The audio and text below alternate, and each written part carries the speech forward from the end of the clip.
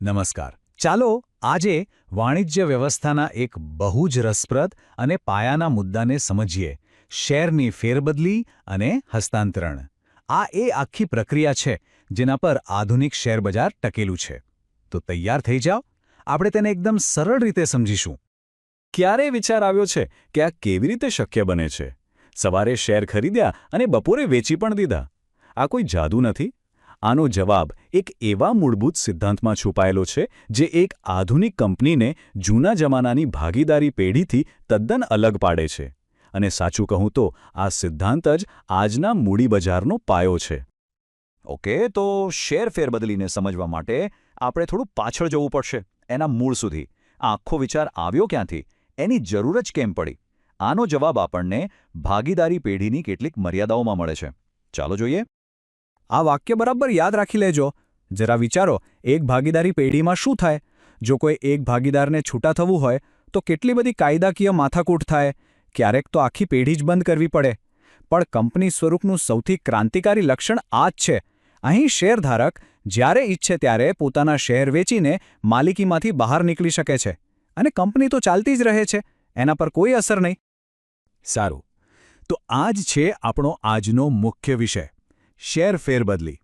આખરે આ છે શું, અને એ આટલું બધું મહત્વનું કેમ છે? ચાલો એને ઊંડાણપૂર્વક સમજીએ.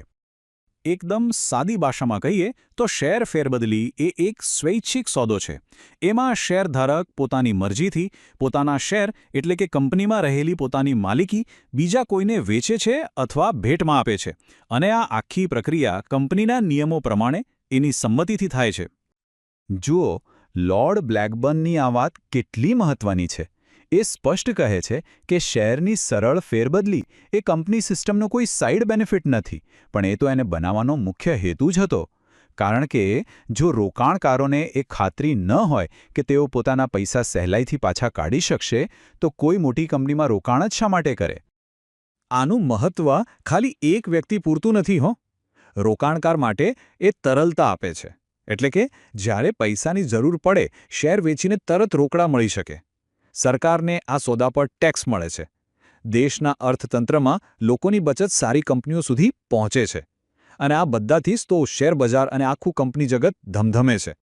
ઓકે, હવે આપણે શેર ટ્રાન્સફરની અસલી પ્રક્રિયા પર આવીએ. પણ એ પહેલાં એક બહુ જ જરૂરી વાત: શેર કયા સ્વરૂપમાં છે? કારણ કે ફિઝિકલ એટલે કે કાગળવાળા શેર અને ડીમેટ એટલે કે ઇલેક્ટ્રોનિક શેર, આ બંનેની ફેરબદલીની પ્રોસેસમાં જમીન આસમાનનો ફરક છે. અહીંયા તફાવત એકદમ સ્પષ્ટ છે. મૂર્ત શેર એટલે એ જમાનાની વાત છે જ્યારે શેર એટલે ખરેખર કાગળનું સર્ટિફિકેટ, જેને સાચવવાની માથાકૂટ, ફાટી જવાનો ડર, ખોવાઈ જવાનો ડર. અને એની સામે છે ડીમેટ શેર, જેમ બેંકમાં પૈસા દેખાતા નથી પણ ખાતામાં હોય છે, બસ એ જ રીતે. સંપૂર્ણ સુરક્ષિત અને ફેરબદલી મિનિટોમાં. હા, મને ખબર છે, આજે લગભગ બધા જ શેર ડીમેટમાં છે. પણ પરીક્ષા માટે અને કાયદાને બરાબર સમજવા માટે આ જૂની ફિઝિકલ શેર ટ્રાન્સફરની પ્રોસેસ જાણવી ખૂબ જ જરૂરી છે. તો ચાલો જોઈએ કે કંપની ધારા પ્રમાણે એના શું નિયમો છે. તો જો કોઈને પોતાના ફિઝિકલ શેર વેચવા હોય તો આ 4 સ્ટેપ્સનું પાલન કરવું જ પડે. સ્ટેપ 1, નિયમ મુજબનું ફોર્મ ભરો. સ્ટેપ 2, એની સાથે ઓરિજિનલ શેર સર્ટિફિકેટ જોડો. સ્ટેપ 3, જો શેર પર કોઈ હપ્તા બાકી હોય તો એ ભરી દો. અને સ્ટેપ 4, શેરની કિંમત પ્રમાણે યોગ્ય સ્ટેમ્પ ડ્યુટી ચૂકવો. આમાં એક પણ ભૂલ ચાલે નહીં, નહીંતર કંપની ટ્રાન્સફર રદ કરી શકે છે. એકવાર વેચનાર તરફથી બધા દસ્તાવેજો કંપનીમાં પહોંચે એટલે હવે બોલ કંપનીના કોર્ટમાં છે. કંપની બધું બરાબર તપાસશે. જો બધું બરાબર હોય તો મંજૂરીના 1 મંથની અંદર ખરીદનારને એના નામે નવું શેર સર્ટિફિકેટ ઇસ્યુ કરવું પડે છે. અને સૌથી છેલ્લું અને મહત્વનું કામ: કંપની પોતાના સભ્યપત્રકમાં જૂના માલિકનું નામ કાઢીને નવા માલિકનું નામ નોંધે. બસ ત્યારે જ આ ફેરબદલી પૂરી થયેલી ગણાય.